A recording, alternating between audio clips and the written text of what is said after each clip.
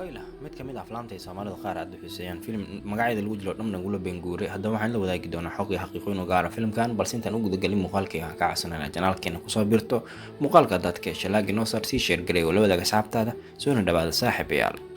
filmkan Kayla waa mid ka mid ah aflaamta xilligii shaleemooyinka aadka loo xiiseeyay jiray waxa hogaamiyay kala Shah Rukh Khan Madhuri Dixit Amrish Puri John Lever oo Soomaalida qaar amadii ugu yaraan iyo jilayaal kala dhowr filmkan waxa agaasima ama director ka ah ninka lagu magacaabo Rakesh Roshan waa abaha dhalajilaaga caanka ah Hrithik Roshan filmkan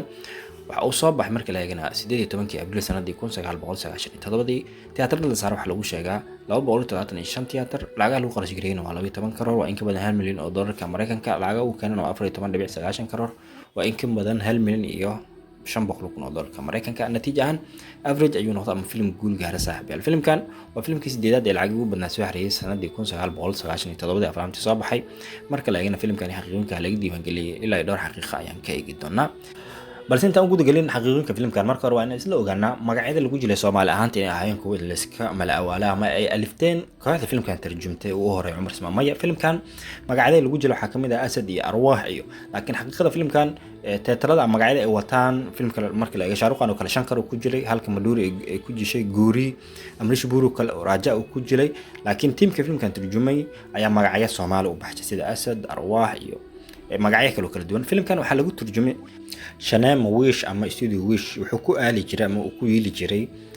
agaarka Afajardino dhinaca Shibis ayuu ku yeeli jiray dadyoga qan xilligaas shaleemadaas badaawan jiray ay yaqaano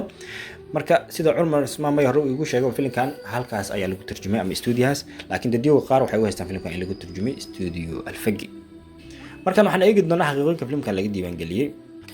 xaqadu warad filmkan kala wadaagi doona xawiyaan marka hore director filmkan Rakesh Roshan wuxuu rabay booska Shah Rukh Khan inuu dhiibo Sinadol maadaama uu kala qaab jilinkiisa aflaamta Jed iyo Chatak oo kale sida uu jilay laakiin Sinadol waa uu ka mashquul filmkan sida darteed Shah Rukh Khan ayuu u dhiibtay xaqiiqooyinka waxa qayb ka ah filmkan waa filmkii saddexaad ee iskala shaqeeyaan Shah Rukh Khan iyo directorka caanka ah Rakesh Roshan ka hor filmkan ay iskala soo shaqeeyeen filmka lagu magacaabo King Angle iyo sidoo kale Karan iyo Arjun oo sanadii 1995 soo baxay xaqadu dambe filmkan kala wadaagi doona xawiyaan filmkan sheeko ahaan waxa laga soo minguri filmka Hollywood ka ah ee lagu magacaabo Revenge filmkaas sanadii 1990 ayuu soo baxay haddaba intaas ayaan soo gabagabay muuqaalka fadlan hadaad ka hesho muuqaalka laag inoo saar si share gareey oo la wadaaga asxaabtaada oo aan ku maasantahay waqtigaaga